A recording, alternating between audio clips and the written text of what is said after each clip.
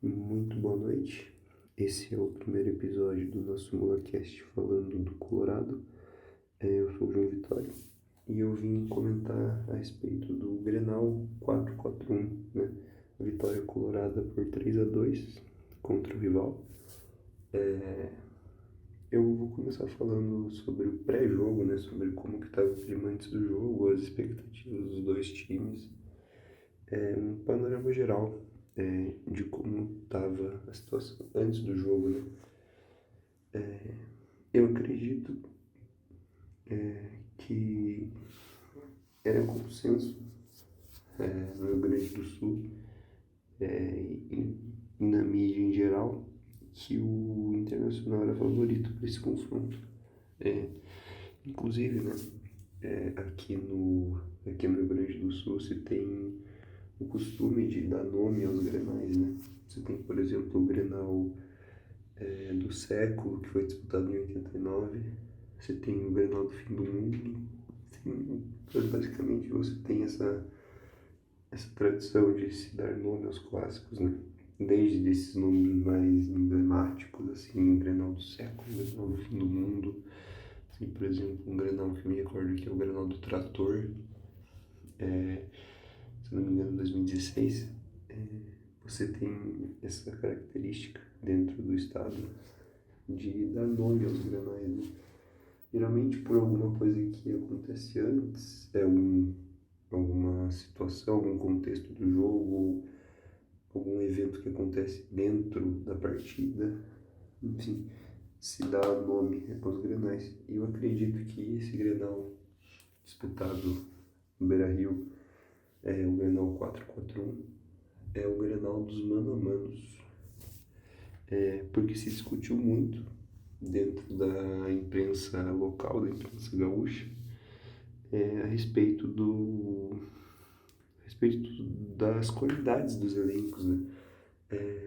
Da comparação de posição por posição, o mano a mano, né, que é tradicional na imprensa esportiva. E se apontava um favoritismo muito grande do Inter dentro desses mano a manos. Você teve mano a mano que deu, por exemplo, 10-2 para o Inter. Esse tipo de coisa.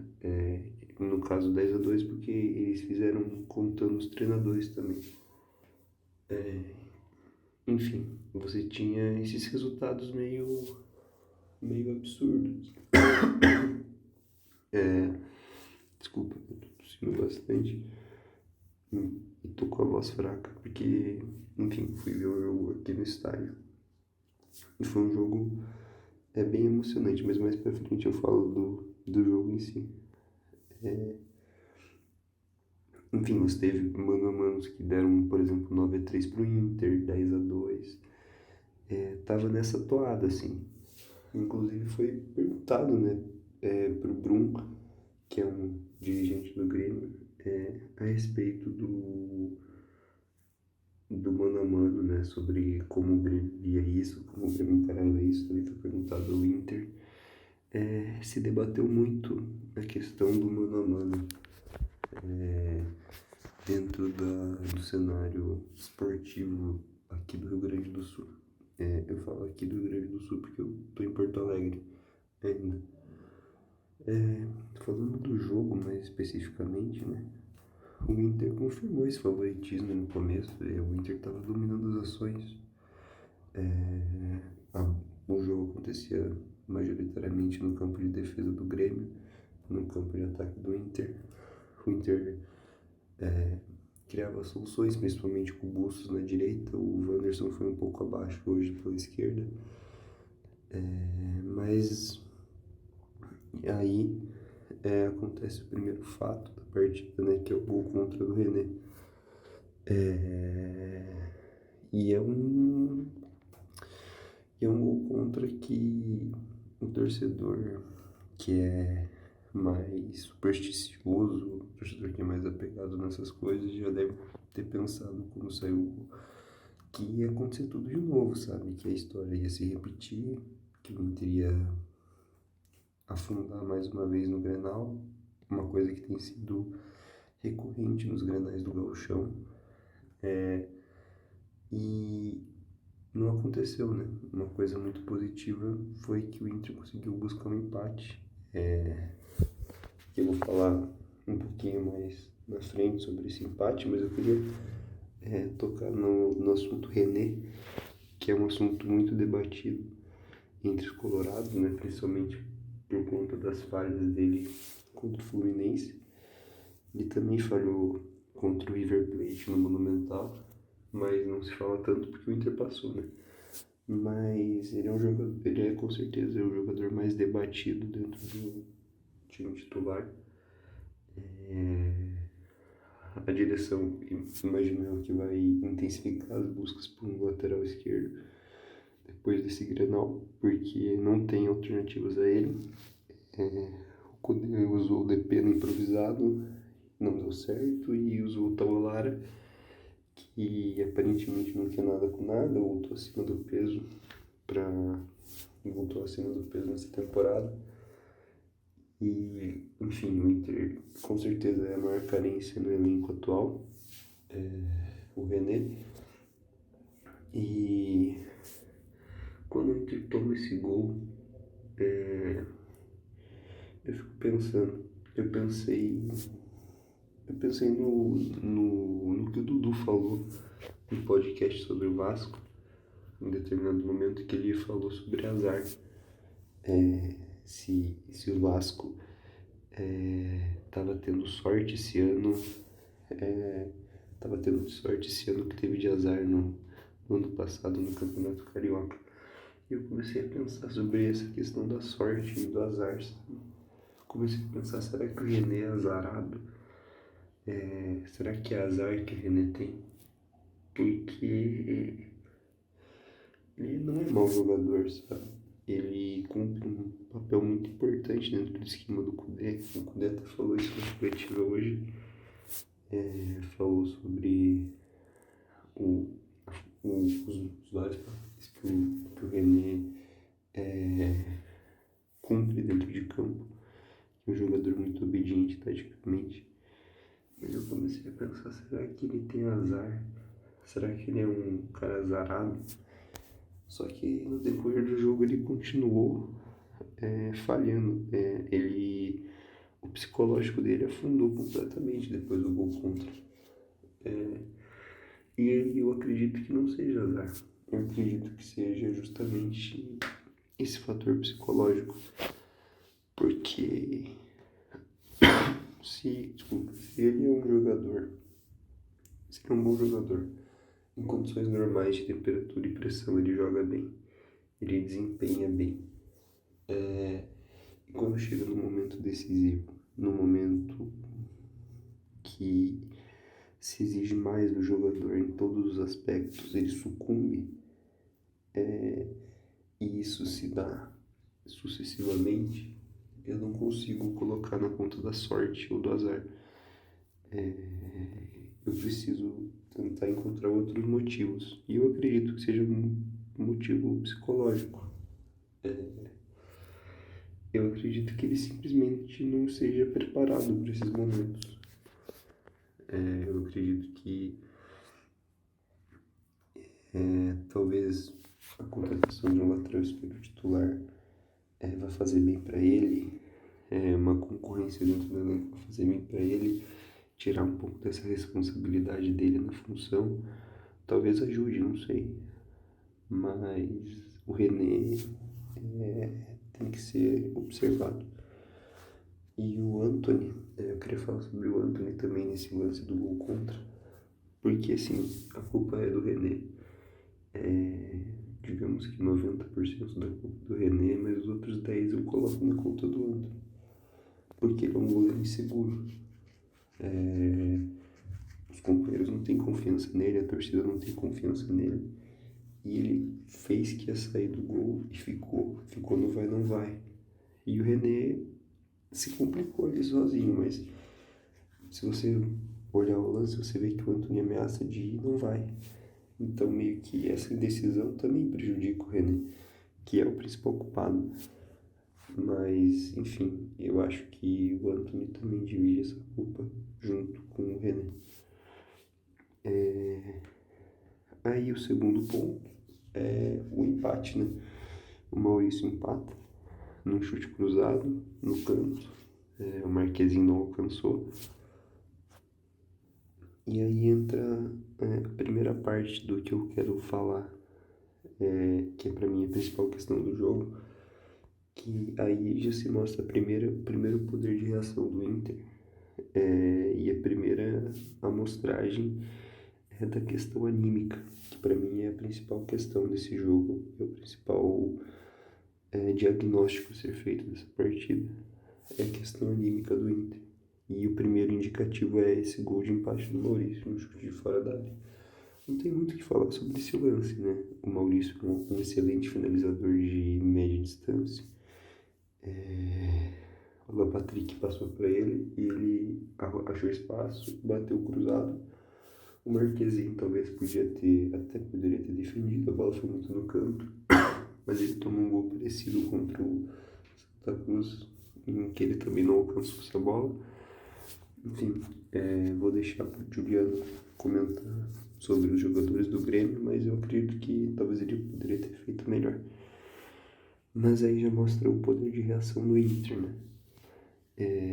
O Inter que saiu perdendo e conseguiu buscar um empate.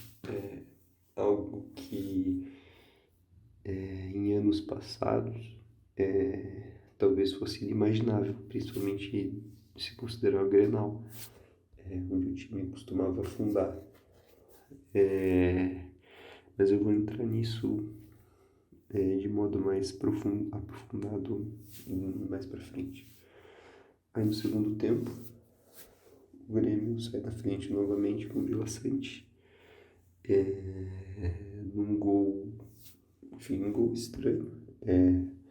O Vila Sante passa do Arangue, se eu não me engano, e aí passa do Vitão, e o René tenta cortar, mas a bola sobra no Vila Sante e ele acaba parando na cara do gol e tira do Antony. Não tinha muito o que o Antony fazer, mas o Grêmio sai na frente de novo. Nesse momento, o Beira-Rio murchou completamente. A torcida do Grêmio, obviamente, começou a cantar muito. Só se ouvia Grêmio no estádio. E isso não durou pouco tempo. O Beira-Rio ficou um tempo considerável murcho. E aí se parecia que estaria tudo perdido, né? Parecia que estava tudo perdido. Mas não foi o que aconteceu. Em determinado momento da partida, o Kudê colocou o Alário, tirou o Bruno Henrique, colocou o Alan Patrick mais recuado e jogou com o Alário e Valência na frente. E o Alário, em 40 segundos de jogo, fez o gol. O gol de número 600 do Inter em Grenais. E não tem como não lembrar do Fernandão nesse momento, né? Que também fez seu primeiro lance com a bola, a primeira ação com a bola, fez o gol no Grenal. E foi o gol 1000 em Grenais naquela oportunidade. Mas obviamente fica só como uma lembrança, né? Fica só como uma curiosidade isso. E talvez uma esperança para a torcida, né? De que um novo homem Grenal vai surgir. Depois de tantos insucessos, né? Com centroavantes como o Gilberto, Paulo Guerreiro, que não chegaram nem a fazer gol no Clássico. E, enfim, o Inter empatou de novo, mostrando que tem poder de reação de novo, mostrando que o psicológico está em dia, mostrando que tem poder de competitividade e de lidar com as adversidades. Outro ponto interessante é que o Inter mostrou que tem banco, mostrou que tem jogadores à disposição do Kudê, mostrou que o Kudê vai conseguir mudar o time de um modo mais qualificado. O banco foi o principal problema do Inter no ano passado. A disparidade entre o time titular e o reserva era gigantesca, as peças de reposição eram fraquíssimas, o Kudê não tinha alternativas, você tinha no máximo ali botar um Bruno Henrique e não tinha muito mais do que isso. O time sempre caía muito de qualidade no setor campo. E deu para ver nesse primeiro duelo de alto nível do Inter, nesse ano, que talvez seja diferente, né? O Kudê colocou o Wesley, que chegou agora, que não é uma contratação que me empolga muito, mas ele entrou bem. Colocou o Luca, colocou o Bruno Gomes, que chegou agora, colocou o Alário, que fez o gol. Enfim, uma outra grande notícia desse jogo é isso, né? Que o Inter tem banco agora. O Inter tem possibilidades para mudar o time, o Kudê tem possibilidades, tem possibilidade de variação, apesar dele não gostar muito, né? Ele ser muito preso àquele 4-1-3-2 dele, que eu gosto bastante. Mas existe essa crítica ao Kudê, né, de que ele é um treinador que não muda de esquemas, não sai de esquema, só tem um esquema. Enfim, é uma grande notícia essa. Para mim, a segunda grande notícia do dia é essa de que o Inter tem um banco de reservas decente em relação ao ano passado. Para mim, são dois jogadores, são um episódio à parte, um de cada lado. Do lado do Grêmio temos o Walter Kahneman, que fez um pênalti novamente. Para mim foi pênalti. Eu acredito que não tem muita discussão. Talvez só se foi dentro ou fora da área, mas não tem discussão de que foi falta. E acredito que tenha sido na linha. Enfim. O Kahneman, não vou falar muito dele, né? Porque, enfim, não é da minha alçada falar do Grêmio, mas ele é um jogador violento, um jogador extremamente violento. Ele cometeu um pênalti no Valência, que não foi marcado. E enfim, para mim ele é um episódio à parte, ele é um capítulo à parte no Grenal. É um jogador que venceu muitos Grenais, é um excelente zagueiro, é bicampeão da América, mas eu acredito que ele se aproveita muito da falta do VAR para... Ele se utiliza de subterfúgios para, enfim, ganhar dos atacantes colorados, e ele faz isso há muito tempo. Se tem o estigma, né, de que o Guerreiro ficava no bolso dele, e eu nem nego isso. O Kahneman de fato deixava o Guerreiro no bolso em todos os Grenais que se disputavam. O Guerreiro não arrumava nada, nunca arrumou nada em Grenal algum.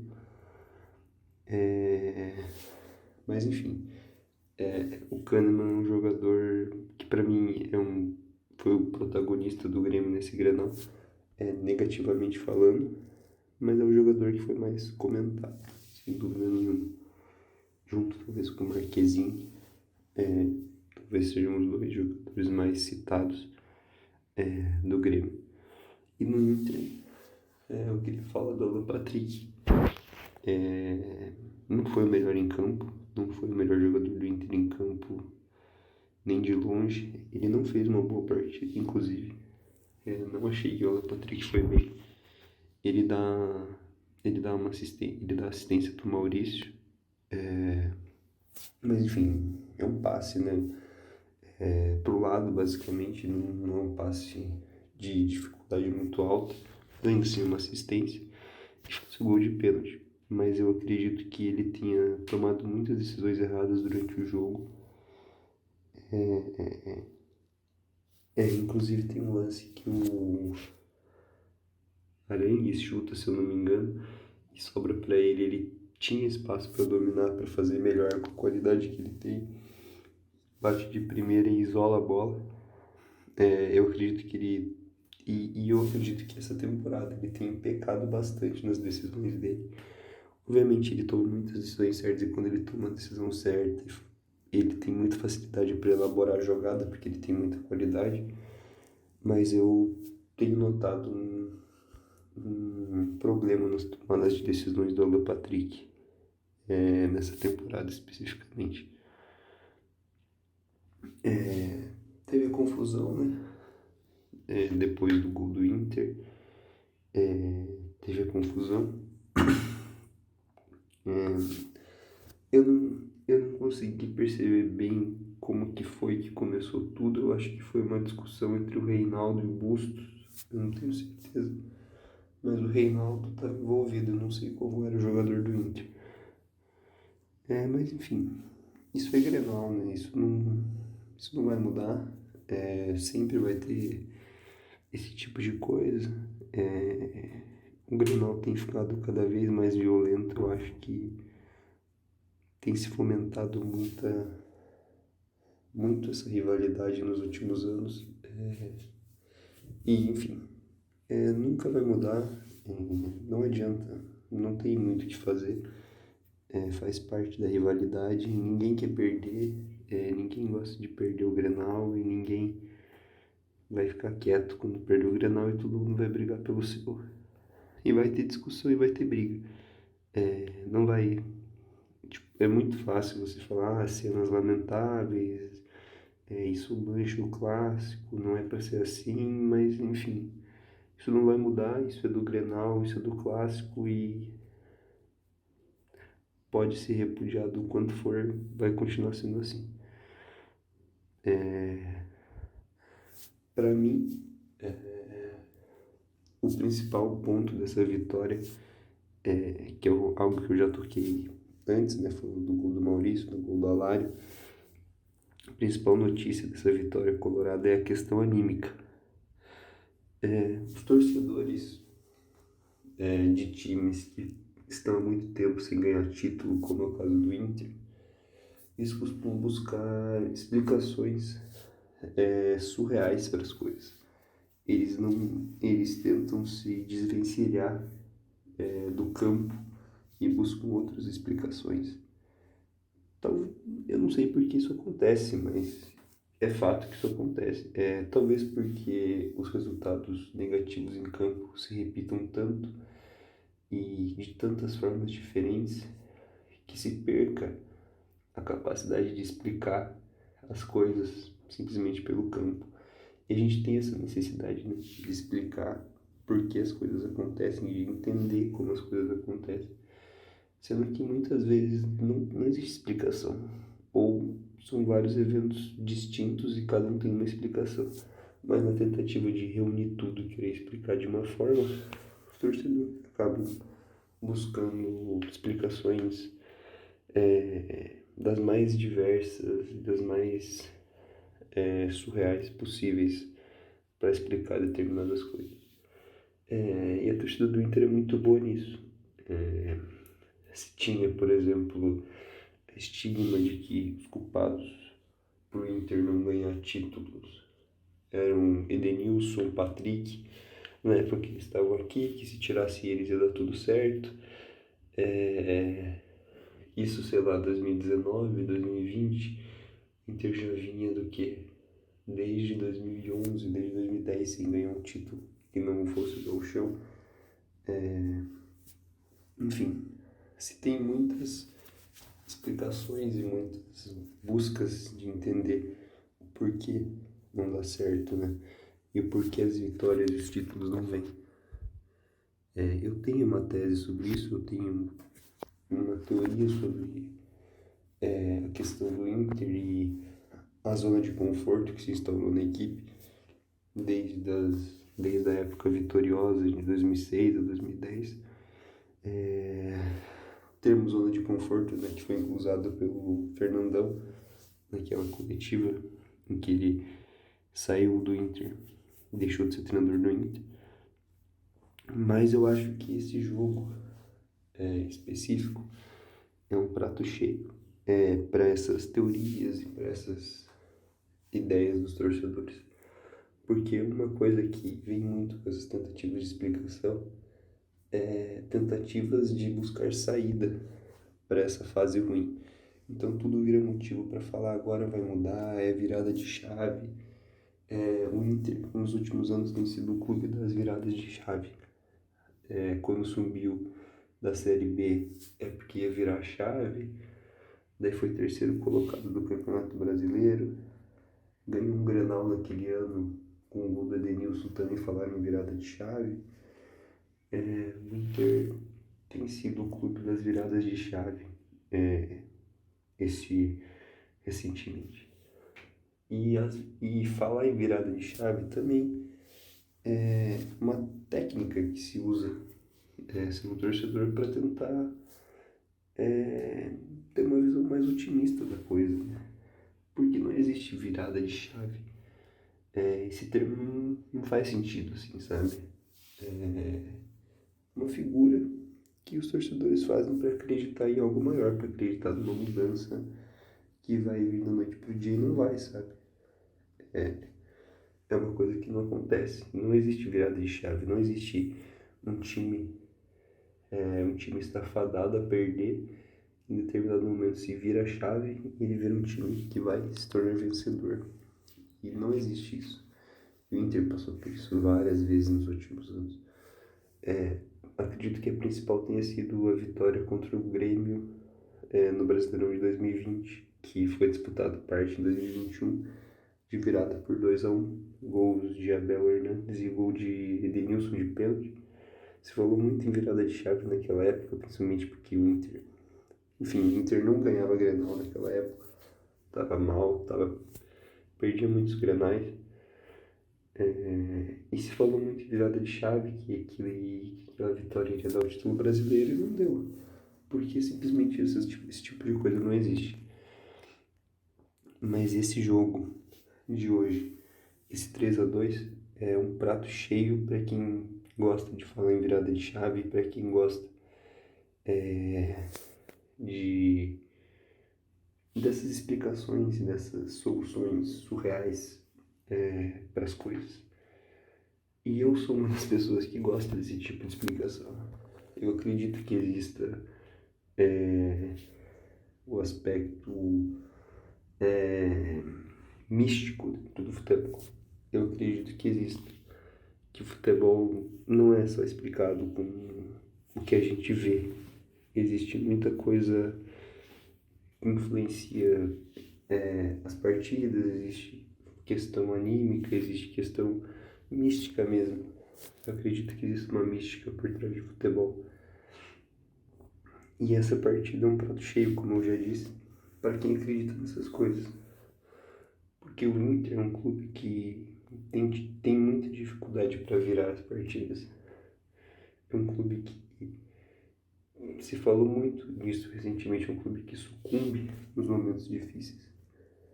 E você, contra o Grêmio, sair perdendo 2 vezes e buscar o resultado 2 vezes e ainda virar o jogo, é algo que era inimaginável para o torcedor colorado nos últimos anos. Então, se existe um jogo para se falar em virada de chave, eu acredito que o jogo seja esse. Falando sobre os jogadores individualmente, para encerrar já esse pós-jogo, o Antony, eu acredito que seja muito inseguro. Normal, é garoto, ele vai evoluir. Que bom que ele não teve nenhuma falha maior dentro desse Grenal, porque com certeza iria inviabilizar a passagem dele pelo Inter. Eu acho ele bom goleiro. O Bustos, ele é um jogador muito seguro. O Bustos é sólido. Bustos é uma certeza que o Inter tem para lateral direito. É um jogador, para mim, um dos jogadores mais indiscutíveis do time. É muito bom lateral. Teve alguma dificuldade com o Gustavo Nunes, mas nada demais. O Vitão foi muito bem, na minha opinião. Se criticou muito o Vitão por conta da falha dele contra o Novo Hamburgo na vitória do Inter por 3-1. Mas ele não tem feito uma temporada ruim, ele falhou naquele lance fato, mas ele é muito bom zagueiro e ele jogou muito bem hoje. Robert Renan ainda não me convenceu. Para mim, um zagueiro muito enfeitado. Ele não é tão bom assim defensivamente, que é irônico pro zagueiro, mas eu acho ele um pouco lento, um pouco atrasado nas divididas. Não é muito bom no jogo aéreo também. Não é um zagueiro que me convenceu, por enquanto. Mas, enfim, não quero que seja arquivado já. Eu acho que tem muito para mostrar ainda. É um jogador de muito potencial que talvez só precise se adaptar um pouco mais ao time e ao esquema do Kudê. Não sei, enfim, daremos tempo a ele. O René. É difícil falar do René. Porque eu particularmente acho ele um jogador muito importante para a equipe. Ele dá um balanço muito interessante para a equipe, fazendo por vezes um terceiro zagueiro, por vezes um volante, fazendo um meio-campista jogando por dentro, enquanto o Wanderson abre de um lado, o Bustos abre do outro. Ele faz esse papel pelo meio, principalmente quando o Inter pressiona. Ele pressiona pelo meio, recupera muitas bolas pelo meio, mas ele novamente deixou a desejar um jogo importante. Então, enfim, eu acredito que é prioridade número 0 para a direção buscar um lateral esquerdo a nível de titularidade. Antes se falava um jogador para ser reserva do René, e agora eu já penso que precisa ser um lateral para time titular. Arangues. Hoje ele foi um pouco mais discreto, mas é um jogador muito seguro, um jogador muito regular, é um jogador de associação. Ele tabela muito bem com o Bruno Henrique, se entende muito bem com o Alan Patrick, com o Wanderson, com o Bustos. Um ótimo jogador. O Bruno Henrique hoje foi abaixo, talvez seja um dos melhores jogadores do Inter na temporada, mas hoje foi abaixo. Maurício jogou muito bem, um gol e uma assistência, talvez o melhor em campo. É um jogador com um ótimo arremate, um jogador que é sempre uma solução quando o negócio está ruim. Ele tira um chute de fora da área, arranja um passe, ele é um jogador muito interessante. O Wanderson também foi abaixo, talvez junto com o Bruno Henrique seja o melhor jogador da temporada, mas foi bem abaixo hoje. Tudo bem que ele teve que se sacrificar, ele virou praticamente um auxiliar do René no decorrer da partida. Ele teve uma função defensiva importante, ele tem uma função defensiva muito importante, um jogador muito voluntarioso. Então, e hoje especialmente ele teve um papel defensivo maior. Eu achei que ele ia ter até uma obrigação defensiva maior no segundo tempo, porque eu pensei que o Renato já ia ir para o segundo tempo com o Pavon para aproveitar a fragilidade do René, mas ele não fez isso. Mas enfim, o Wanderson foi abaixo hoje, mas tem muito crédito. Alan Patrick, já comentei sobre ele, foi abaixo, mas fez um gol e deu uma assistência.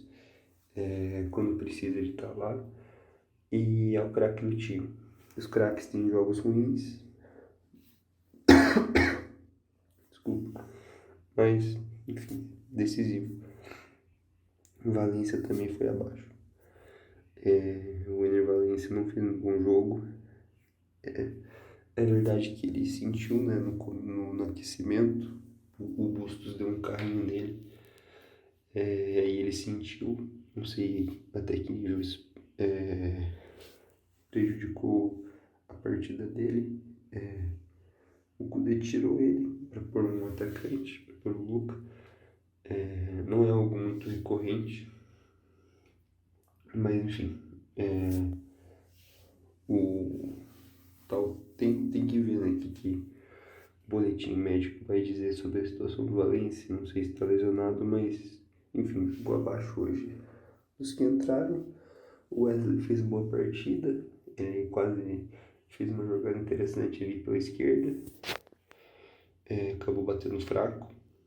O Lucas Alario fez o gol, né? Precisou de 40 segundos para fazer o gol e entrou ligado, entrou brigando. É muito bom jogador, precisa de ritmo. Bruno Gomes entrou, não fez muita coisa.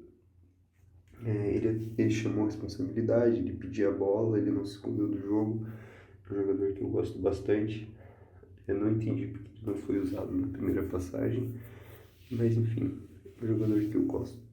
Eu sei que o Dudu, por exemplo, não gosta dele, né? Não gostou da passagem dele pelo Vasco, mas eu acho um jogador interessante.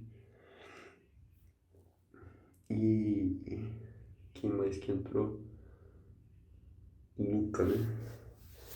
O Luca não participou muito do jogo. Não tem muito o que falar sobre o Luca na noite de hoje. Mas, passada, né, a emoção do Grenal, tô gravando isso bem depois do jogo. Foi um jogo muito emocionante, foi um jogo muito divertido de assistir. Como eu disse, é um jogo que traz uma grande notícia para o torcedor colorado, que é a questão do anímico do time, e também mostra que a equipe tem um bom banco de reservas para poder utilizar daqui para frente. No mais é isso. Provavelmente vou fazer um pós-jogo de Inter e Asa de Arapiraca na quarta-feira. Espero que dê tudo certo. E muito obrigado se você ouviu até aqui. Um abraço.